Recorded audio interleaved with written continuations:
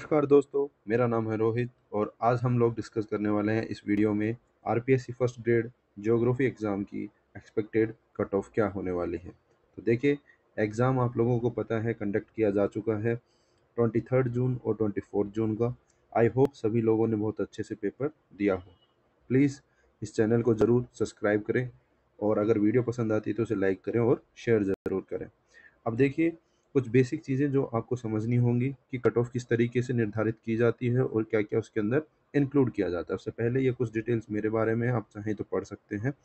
अब स्टार्ट करते हैं। सबसे पहली चीज़ जो हमें ध्यान रखनी है, किसी भी कट ऑफ को डिसाइड करने के लिए जो फैक्टर्स होते हैं, सबसे पहला होता है कि हमारे पास वैकेंसी कितनी है। तो देखिए, पिछली बार के मुकाबले इस बार वैकेंसी कम है, ये हमें भी पता है। पिछली बार 6000 टोटल वैकेंसी के आसपास में थी और उसमें से 700 के आसपास हमारे पास में ज्योग्राफी की थी। लेकिन इस बार सब टोटल जो सीट है हमारे पास में वो सिर्फ 210 आई है ज्योग्राफी में।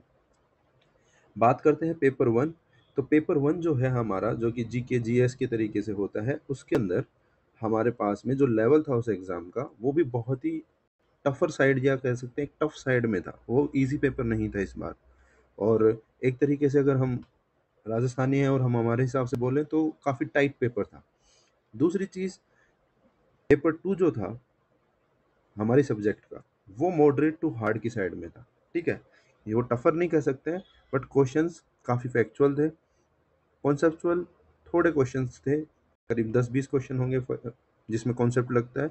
बाकी ज़्यादातर जो डाटा ड्रिवन ही थे, मतलब कि आपको अगर पता है तो पता है, अदरवाइज आप उसे गलत कर देंगे। अटेंडेंस इस बार दोनों ही एग्जाम्स की 60+% रही है, तो उससे कोई खास ज़्यादा फर्क पड़ेगा नहीं इस बार। और फैक्टर्स देखिए, इस बार हमारे पास में जो एग्ज़ाम था जो फर्स्ट ग्रेड का, इसके पर्टिकुलर बच्चे ही एग्ज़ाम की प्रिपरेशन कर रहे हैं, क्योंकि इस बार हमारे सेकंड ग्रेड, थर्ड ग्रेड या फिर रीट के बच्चे अलग हो गए हैं। सीईटी के साथ एग्ज़ाम में जैसे वीडियो पटवारी के अलग हो गए हैं। आरएस की जो तैयारी कर रहे थे तो उनके मेंस के चल रहे हैं, तो कई बार ऐसा होता है कि बच्चे एक साथ होते हैं, बट वो इस बार सिर्फ और सिर्फ सब्जेक्ट वाले बच्चे ही जिनका प्रिपरेशन है वो ही देने गए। ठीक है, तो यहाँ जो कंपटीशन है इस बार वो बहुत ही प्योर होने वाला है आपका कंपटीशन। अब थोड़ी सी डिटेल फर्स्ट पेपर की, आप सबको पता है कि हमारे पास में क्वेश्चंस लगभग हमारे पास 75 आते हैं और हमारे पास मार्क्स होते हैं 150। ऐसे ही अगर हम बात करें पेपर टू की, तो यहाँ पे हमारे पास में हो जाते हैं 300। तो टोटल हमारे पास में हो गए 450 मार्क्स। अब 450 मार्क्स के अंदर से अब पिछली कट ऑफ और उसका थोड़ा सा एक कंक्लूजन के लिए हम उसे देख लेते हैं। तो देखिए, पिछली बार जो है वो हमारे पास जो जनरल कट ऑफ थी वो गई थी 278। ठीक है, ये फाइनल मेन मेरिट है, ये गई है 278। और एस टी एस सी की अगर हम बात करें तो ये है 223 और ओबीसी की है 264। तो इस बार अगर हम सारे फैक्टर्स को ध्यान रखते हैं पेपर और उसको कंक्लूड करते हैं, तो मान के चलिए जो ये कट ऑफ है इसके बढ़ने के चांस बहुत रेयर है। अगर मैं इसकी एक जर्नल, अगर मैं एक अवेयरनेस के साथ में कहूँ, बिकॉज हम एग्ज़ाम्स दे रहे हैं और मैं अपने जितना मेरा एक्सपीरियंस है 3 साल का, उसके साथ में जितने मैंने राजस्थान के एग्ज़ाम वगैरह दिए भी हैं और बच्चों को भी तैयार करवा रहे हैं, उस हिसाब से मैं अगर कहूँ आपको, तो यहाँ पर हमारी जो कट ऑफ है, जो ये 278 है जर्नल की, तो आप इसके अंदर सिर्फ 3 से 4 मार्क्स का अगर आप देखेंगे तो इंक्रीज सिर्फ आपको इतना ही मिलेगा। ठीक है, मतलब मैं कहूँ अगर कट ऑफ जाने का चांस, तो 283 प्लस 2 हो सकते हैं या फिर इससे -3। बस यही कट ऑफ रहेगी इस बार में जर्नल के लिए। अगर आपके इतने मार्क्स बन रहे हैं तो आप बहुत ही पॉजिटिव साइड में हैं। पेपर वन और पेपर टू के मिला करके ये कट ऑफ है। ठीक है, अगर ओबीसी में हैं आप, तो ये जितनी कट ऑफ आपको दिख रही है 264, इसमें से आप 5 मार्क्स बढ़ा लीजिए। ठीक है, वो कंफर्म होगी इस बार, बिकॉज सीट बहुत कम है और फिर बच्चे उस हिसाब की तैयारी कर रहे हैं, क्योंकि सिर्फ फर्स्ट ग्रेड वाले ही बच्चे आएंगे। ज़्यादातर सेकंड ग्रेड के बहुत कम बच्चे देने आएंगे, बिकॉज सेकंड ग्रेड का भी एग्ज़ाम वगैरह भी लिस्ट में ही है, तो कंपटीशन आपका प्योर लोगों से है।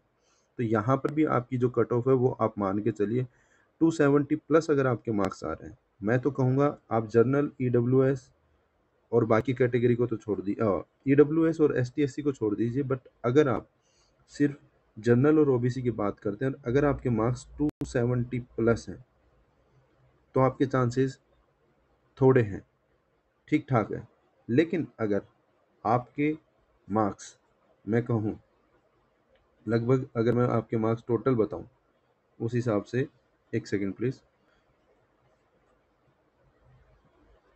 हाँ जी, तो अगर हम कट ऑफ की बात करें, अगर आपके मार्क्स, चाहे आप किसी भी कैटेगरी से हैं, जनरल या ओबीसी से, अगर आपके मार्क्स 275 प्लस हैं, आपके चांस बहुत हाई है। और अगर आप 280 क्रॉस कर रहे हैं इस बार में, तो आपका कंफर्म है कि इस बार आपका एग्ज़ाम हो जाएगा। ठीक है, देखिए ये एक बेसिक अजम्पशन है, बहुत सारे फैक्टर्स में इंक्लूड किए जाते हैं।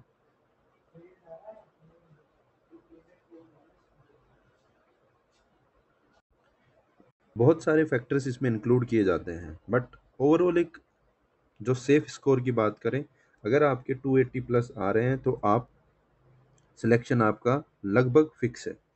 और अगर आपके 270 की रेंज में भी हैं तो आप प्लीज़ वेट करिए, आपका भी जहाँ तक चांस है अदर फैक्टर के साथ में, और पेपर के अंदर कुछ क्वेश्चंस के ऑब्जेक्शन वगैरह कुछ लगा करके कैसे भी होके अगर बैठता है नॉर्मलाइजेशन के बाद में भी, तो हो सकता है कि स्कोर आपका काउंट हो जाए। बट अगर आपका स्कोर 270 प्लस है तो आपके बिल्कुल बिल्कुल चांस है। ठीक है, और अगर 280 है तो कंफर्म मानिए कि आपका इस बार सिलेक्शन हो जाएगा। सो ये था मेरा अजम्पशन। अगर आप एग्री करते हैं तो प्लीज़ लाइक ज़रूर करें और कमेंट आप ज़रूर करिए कि आपका खुद का क्या विचार है। I am open for the suggestions, please आप ज़रूर शेयर करिए कि आप क्या सोचते हैं इस बारे में। हो सकता है कि मैं गलत हूँ, तो प्लीज़ अच्छे तरीके से आप मेरे को सजेशन दीजिए कि सर हम तो ये मानते हैं और हमारी अजम्पशन बाकी चीज़ों को लेकर के ये है, या फिर हमें लगता है कि ये हो सकता है। ठीक है, तो प्लीज़ अगर आप लोगों को कुछ भी किसी भी तरीके से लगता है, वो आप मेरे को कमेंट बॉक्स में ज़रूर बताइएगा। ठीक है, आगे के लिए ऑल द बेस्ट। और कुछ भी अगर आपको क्वेश्चंस और आंसर्स रहते हैं तो वो प्लीज़ कमेंट बॉक्स में आप मेरे साथ में शेयर ज़रूर कर सकते हैं। Thank you. जय हिंद, वंदे मातरम।